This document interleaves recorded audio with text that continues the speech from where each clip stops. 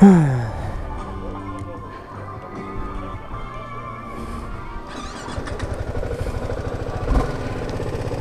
putain.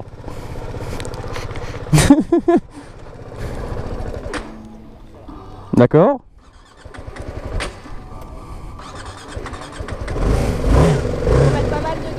Ouais. Ça marche. Allez, c'est parti pour un petit essai BMW. Faut mettre pas mal de gaz sinon elle cale. Bon ben, s'il n'est pas capable de tenir au ralenti.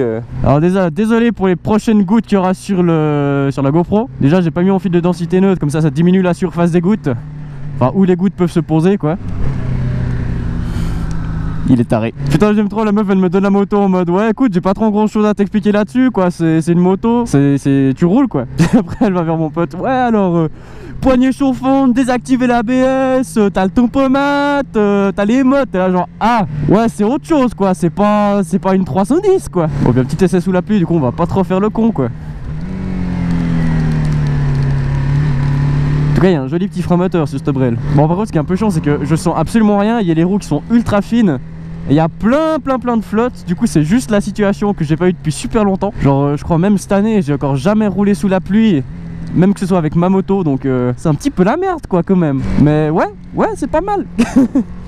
Après, j'espère juste la GoPro va pas prendre l'eau. Enfin, c'est un des risques aussi, du coup. Putain, ça va être l'essai le plus inintéressant de ma chaîne. Ça va être génial. Un essai d'un 310 sous la flotte. Bon, en tout cas, étant donné que je peux pas parler des performances en soi, je peux quand même vous parler de la position de conduite qui est assez agréable en soi. Vu que quand on la voit, c'est vraiment une moto qui est ultra petite. C'est une position de conduite qui est quand même vachement agréable vu que il y a le guidon qui est assez large pour une 300 comparé au Z300 puis au MT-03. Il y a le guidon qui est quand même assez large malgré sa petite cylindrée. Ce que j'aime bien vu qu'on a quand même les bras légèrement écartés. Très légèrement bien sûr, c'est pas comme sur ma XJ6 ou... Quoique ça peut sûrement se comparer à ma XJ6 d'origine, mais la XJ6 comme je l'ai avec mon guidon modifié, c'est sûrement pas ça, c'est sûrement plus large. Donc guidon légèrement écarté, ce que j'aime bien. Au niveau de la position des pieds, on a vraiment les pieds sous nous, enfin les cale-pieds sous nous. On a les jambes légèrement recroquevillées avec des cassures dans le réservoir, avec nos jambes qui fit à la... Enfin qui fit, quel est le mot français pour fit? Qui s'encastrent exactement correctement, ce qui fait qu'on a vraiment une position, on peut bien serrer le réservoir entre les jambes, sans être gêné par des cassures dans le réservoir, etc. Ce qui est vraiment tip top. Ah putain, ça pousse bien quand même. Alors je sais pas ce que ça vaut contre d'autres 300 cm3 en bicylindre, mais putain, ça a l'air d'être pas mal. En tout cas, j'étais jamais encore monté vraiment haut dans les tours, mais ça a l'air de reprendre vraiment pas mal. C'est vraiment top aussi ces essais à Verbier, genre t'es directement dans la montagne, ton terrain d'essai c'est un col, c'est juste l'endroit parfait quoi. Après ce qui fait un peu chier c'est que c'est en montagne, et en montagne la météo est assez aléatoire. On peut rapidement choper de la pluie parce qu'avec la condensation, je suis pas météorologue mais bon c'est bon, ferme ta gueule.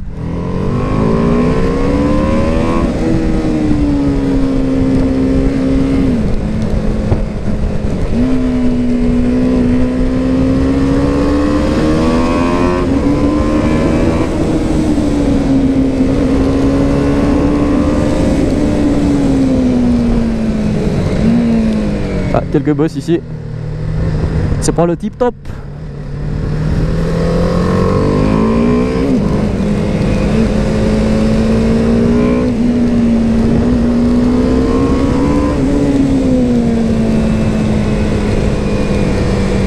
Putain, je suis tellement crispé à cause de cette pluie quoi.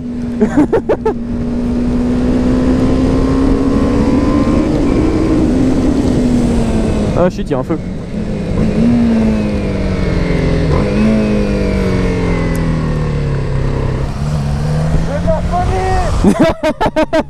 Il est content, il est vraiment content, il est extrêmement content. Ah franchement il lui va vachement bien ce S Miller hein, quand même. Hop là. Et le petit camion il prend plus large parce qu'il est gros hein. Putain mais ils sont cons les gars. Les gars ils ont un arrosage automatique alors qu'il pleut quoi, mais bravo les gars. Bon, vu qu'on s'est arrêté je vais juste faire un tour. Je vais faire le tour de la brêle. Tac. Voilà, là je crois que c'est la miniature. Bon, qu'est-ce qu'on peut dire? Elle est moche. Je sais pas quoi dire, ça fait trop longtemps que j'ai plus fait d'essai moto moi. Alors qu'est-ce qu'on peut dire sur cette BM? Donc on a une fourche inversée qui est d'un assez gros diamètre. Au niveau du freinage, le frein est assez dur encore à tâter. Et c'est du freinage Bibré, donc la filiale malaisienne, je crois, ou je sais plus quoi, indonésienne peut-être, de Brembo. Enfin Bibré qui veut dire by Brembo donc. On a les petits réflecteurs qui sont venus avec l'Euro 4 qui sont juste dégueulasses évidemment. Au niveau de la cartouche, le pot, eh ben, il est potable. Il est potable. Il est potable. On a vu pire sur les 300, mais on a vu mieux aussi. Avec la 390. Bon, la 390, le pot il est vraiment hyper petit. Puis... Bref, parlons pas de la 390, on en parlera après. Ouais, ce que je trouve un peu dommage, c'est le feu intégré directement dans le support de plaque. Ce que je trouve un peu dommage, c'est justement le feu arrière qui est intégré dans le support de plaque. Parce que du coup, si tu changes le support de plaque, bah t'es obligé de changer le feu arrière. Alors que là, il y avait de la place pour en mettre un. Et s'il l'avait mis là, ça aurait été genre super joli, je pense. Évidemment, support de plaque vachement long, les clignots de BM de base. Sur celle-ci, en tout cas, c'est de la merde. Sur la S1000RR, ils sont jolis. Ouais, sinon, c'est un bon ensemble. C'est une moto bien finie, un joli ensemble. Elle est vraiment ultra compacte. Assez basse de selle encore. Et bah, au niveau du tarif, je ne sais absolument pas combien elle coûte. Mais vu que c'est BMW, ça doit coûter pas mal cher, je pense. Enfin, bref.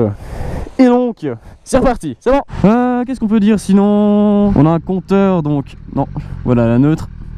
Mais tu m'avais dit que t'étais en neutre, connard. T'es en neutre, c'est bon? Je peux lâcher l'embrayage? Je peux lâcher l'embrayage, on est en neutre. Neutre assez difficile à trouver, puis la boîte est assez sec. Enfin, elle est assez sèche quand t'essaies de taper dedans. Enfin, de taper dedans, pas du tout.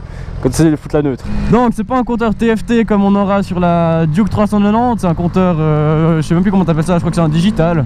Si je ne me trompe pas. Si je ne me trompe pas non plus, le poignet, ça doit être du Ride by Wire.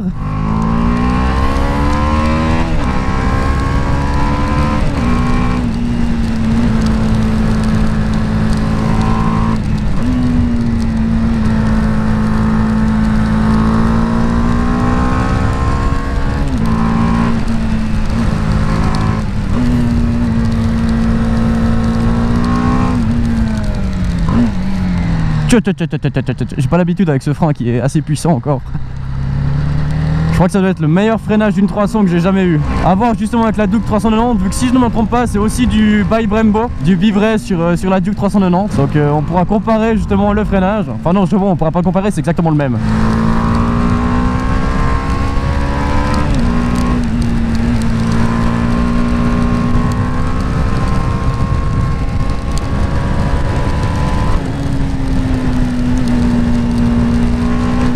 Bon là c'est sûrement parce que j'ai peur à cause de la pluie, mais l'ensemble est vraiment ultra léger.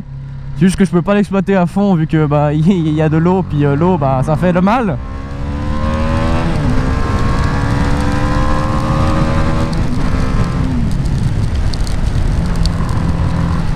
Et ouais, donc si je me chope la flotte et je me casse la gueule, bah c'est 1000 balles de franchise et ça fait mal au cul. Donc je pense si j'ai nouveau un essai de cette moto aux Acid Days, je vais essayer de tenter de faire un essai dessus. Même si je serai en full l'année prochaine. Quoique non, justement je serai en full, donc allez vous faire foutre, je vais jamais faire un essai sur cette moto. Salut les schtroumpfs!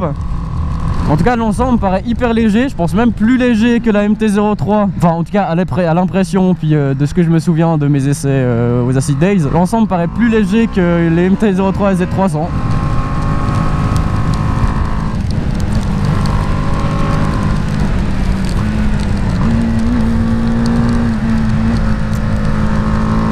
Et il pousse assez bien ce petit mono quand même.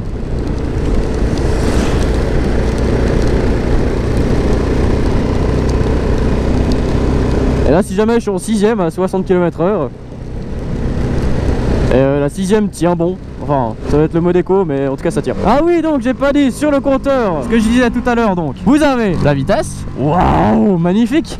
Les tours minutes qui sont affichés juste en dessous par des petites barres et qui monte jusqu'à 12 000 tours avec une zone rouge qui commence à 10 000. Ça monte aussi haut que ma G6 quoi. On a un rapport engagé, on a l'heure, on a la consommation instant, ou la consommation, oui la consommation instant.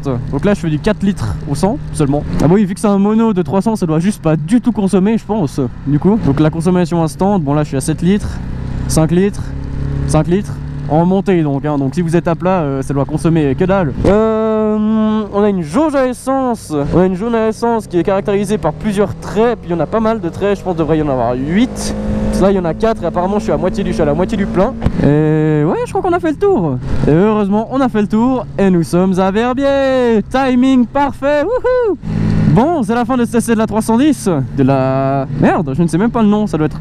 Non, pas la GS 310, non, la S310R. Je ne sais absolument pas. Bref, vous verrez dans le titre du coup. Une bonne petite moto qui arrive sûrement à concurrencer justement les Z300 et les MT-03. À voir au niveau du prix vu que c'est du BM. Mais ouais, franchement, ça doit passer.